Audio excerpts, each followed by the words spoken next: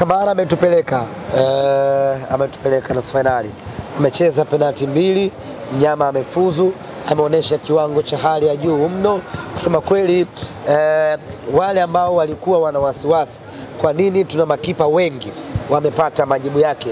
Kwa nini tumemchukua Musa Kamara?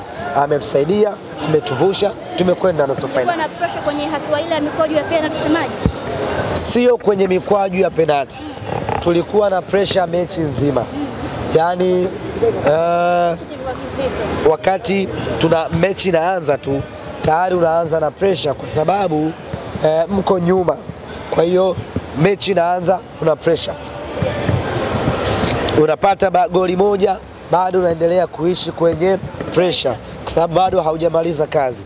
Unapata bao la pili bado unaendelea kuwa kwenye pressure kwa sababu mpinzani wako akipata bao moja inakulazimu wewe utafute mabao mawili ili uweze kuvuka.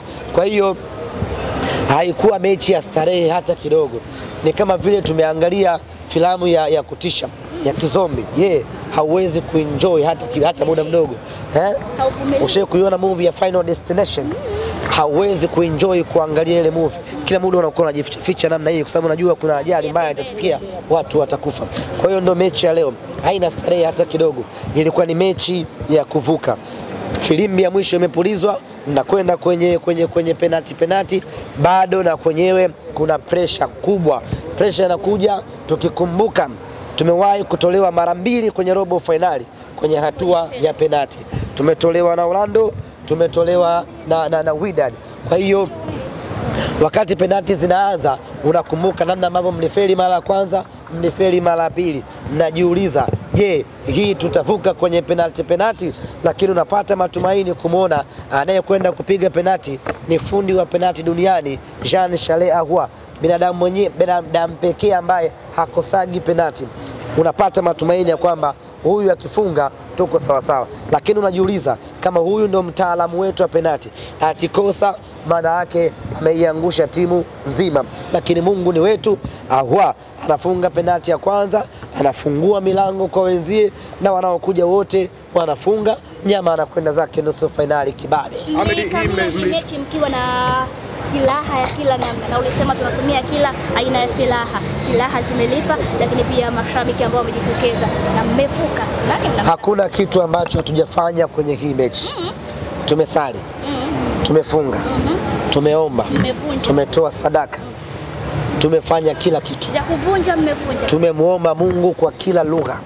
Kiswahili, Kiarabu, Kiingereza, Kifilipino, Kibantu, mpaka Kikongo, kuhakikisha kwamba Mungu anapokea maombi yetu na mnyama anafuzu. Ahmed, mwanzo mlionekana kumpelekea mwaliko Mtume Mwamposa. Ni wazi Simba amefuzu kuelekea nusu finali.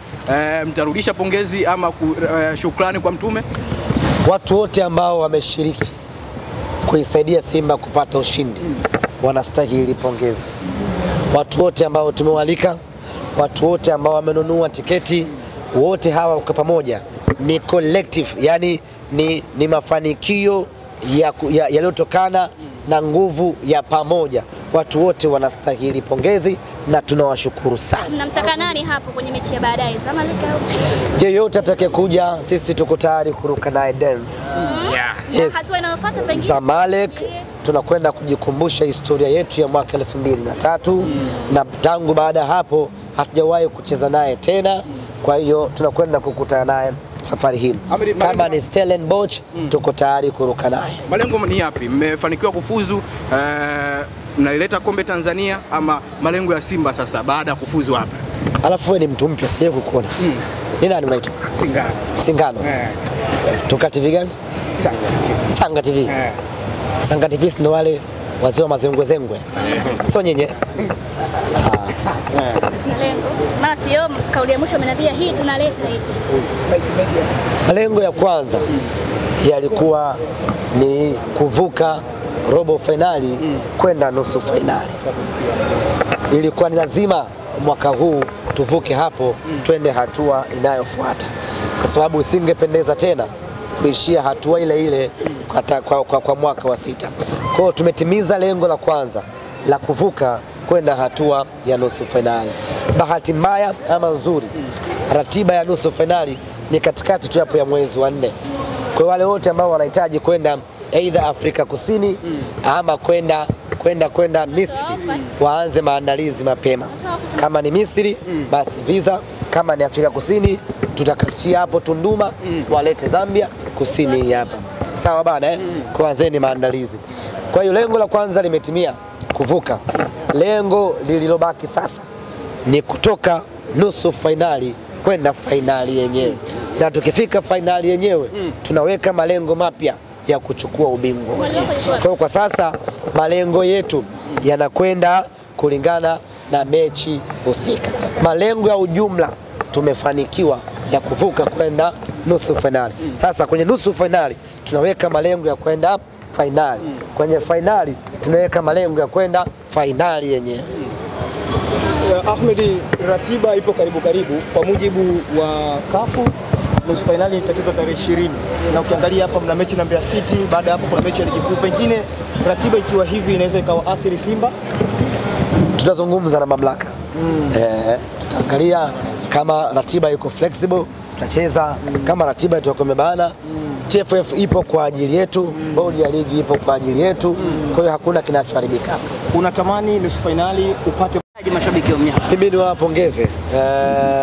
Hali ya hewa ilikuwa mbaya, lakini kama itoshi siku ya kazi, lakini kama itoshi tuko nyuma goli 2.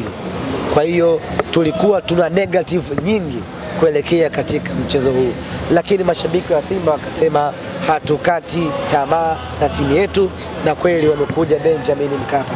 Wao ndio wametuvusha, wao ndio wameivusha Simba kwenda hatua ya nusu fainali. Wanastahili pongezi, na hili limekwisha. Tumevuka, tunajipanga na nusu fainali. Walitamani kumuona Mukwala wao. Mukwala amefanya yake, unamuona pia Mpanzu kwa yule ambaye anasema ndo anaingia taratibu kwenye timu. Anaingia taratibu ama ameshaingia huyu Mpanzu? Mpanzu bado yuko 60%.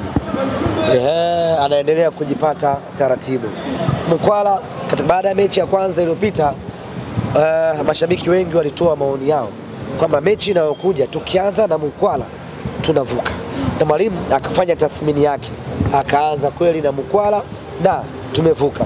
Amefunga goli zuri la kusawazisha, lakini amefunga penalti nzuri na mnyama ameenda hatua ya nusu fainali. Kwa hiyo mwalimu wetu ni mwalimu ambaye mpira, yani ile technical aspect yake ni ya kiwango cha hali ya juu mno, kuweza kungamua nani atanisaidia kwenye mechi gani. Kwa Musa Kamara, saves alizofanya kwenye mikwaju ya penalty, maana kuna kipindi watu walikuwa wakimfananisha Kamara na Maragubu